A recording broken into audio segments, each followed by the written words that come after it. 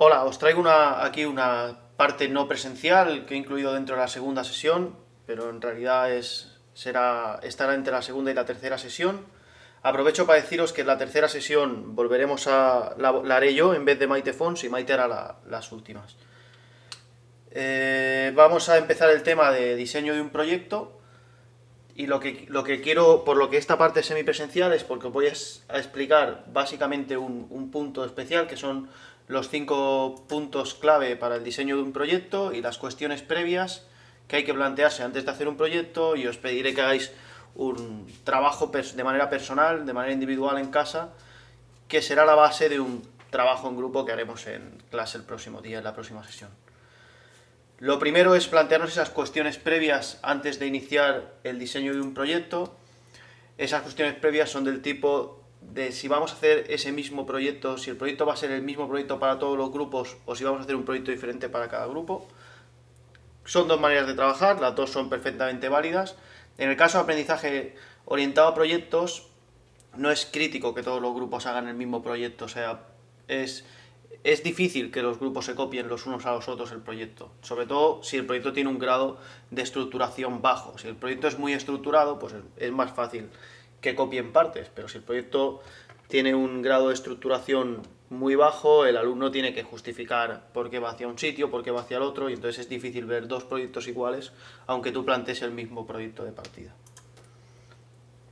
Lo siguiente es decidir qué es lo que van a aprender nuestros alumnos, y aquí es donde tenemos que integrar todos esos conocimientos y habilidades que incluye la programación, que tiene que incluir la programación didáctica, y también los conocimientos y habilidades propios del aprendizaje orientado a proyectos.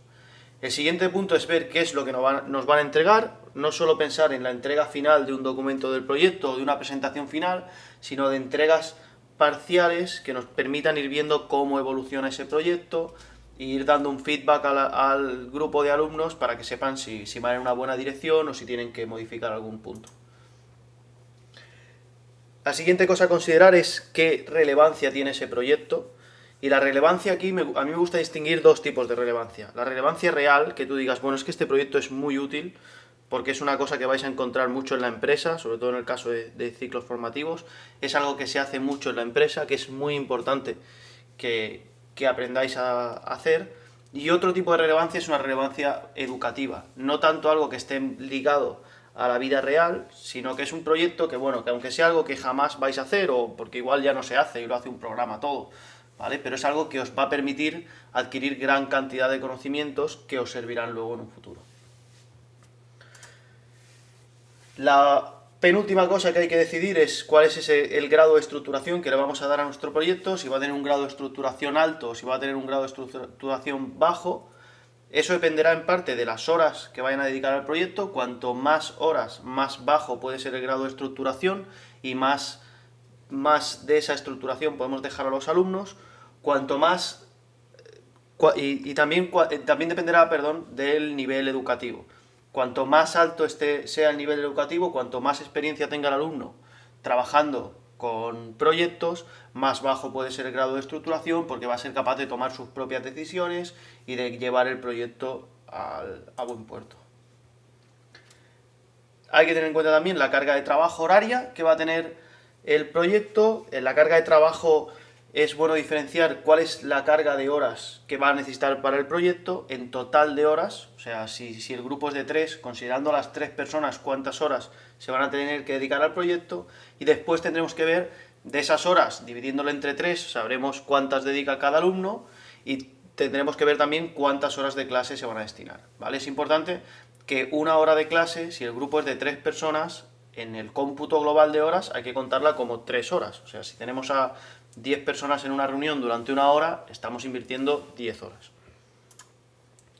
Y lo último es analizar la presentación de los resultados. Ver en el momento que ellos entreguen su trabajo, qué actividades adicionales van a haber, tipo una presentación, tipo si es una presentación del trabajo con una exposición oral, ver si van a haber más asistentes que no solo el profesor. Esto es muy interesante, porque cuando un proyecto se evalúa con una presentación o se evalúa la presentación, Si solo está el profesor, es obvio que eso va a tener un grado de subjetividad muy alto, esa nota que ponga el profesor sobre esa presentación, ¿vale? Sobre todo si no se entregan documentos, si es simplemente qué tal lo han hecho. Entonces, o si está el profesor solo, está más indefenso. En el caso de que puedan haber dos profesores, un evaluador externo, algo así, da mucha más autoridad al evaluador en ese caso.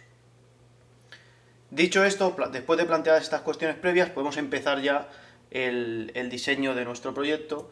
Y para diseñar el proyecto, lo que os planteo aquí, que es el ejercicio que querré que planteéis vosotros en casa, es estos 5 puntos clave para el diseño de un proyecto. Los 5 puntos clave son: el primero, definir el contexto donde va a estar situado ese proyecto, el nivel en el plan de estudios, horas de dedicación en clase, horas de dedicación fuera de clase, tamaño de los grupos, etcétera. Si se van a necesitar conocimientos previos, si es el primer proyecto que hacen dentro de ese ciclo formativo, por ejemplo, si ya han hecho anteriores, etcétera. Aquí también definiríamos, por ejemplo, cómo se forman los grupos, si los grupos los forma el profesor, si los forman los alumnos de la manera que quieran, etcétera. El siguiente punto es el temario. Definir qué parte del temario va a estar implicada en el proyecto y que, por tanto, dejará de explicarse en clases expositivas. Es importante que siempre remarquemos eso para que quede claro que no es temario que ya hayan visto en clase. O sea, aquí no deberíamos incluir temario que ya hayan visto en clase y que vayan a aplicar en el proyecto, ¿vale? Es obvio que habrá partes del temario que ya habrán visto en clase y que aplicarán en el proyecto, pero ese no es el temario que quiero que intentéis especificar aquí. Aquí hay que especificar ese temario que, por estar en el proyecto, dejará de explicarse con clases expositivas.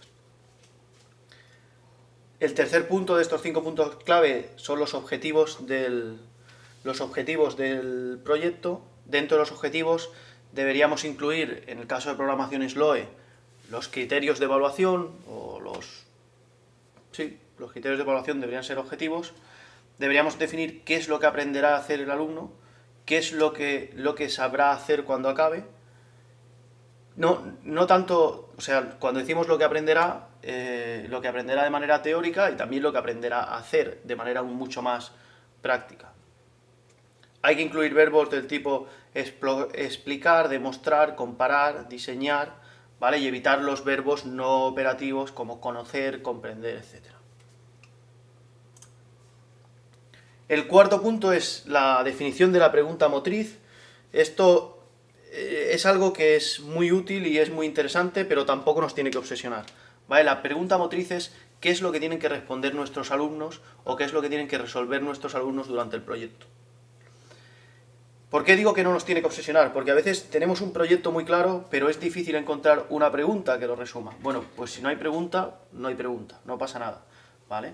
Si hay pregunta, lo que conseguimos con la pregunta es que el proyecto sea mucho más llamativo, ¿vale? Para el alumno es muy interesante saber que va a responder una pregunta. Entonces, plantearse esa pregunta desde el primer día, tenerla allí escrita bien grande en un mural, ayuda al alumno a concentrarse y a focalizarse en el punto hacia donde va. Y lo último es un pequeño enunciado, una descripción breve del proyecto que van a tener que hacer y de las actividades que van a hacer los alumnos durante el proyecto.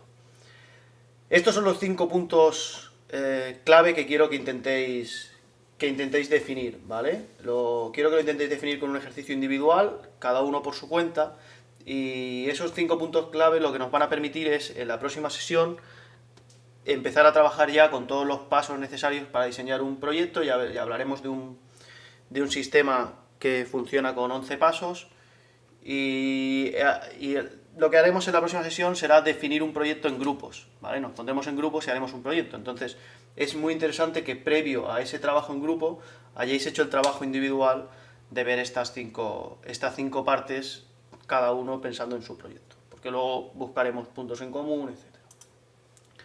El ejercicio es esto: de manera individual, establecer los 5 puntos clave para el diseño de un proyecto, y el tiempo de dedicación que hay estimado para esto es 1 hora, ¿vale? 1 hora individual de trabajo no presencial. Vale, muchas gracias.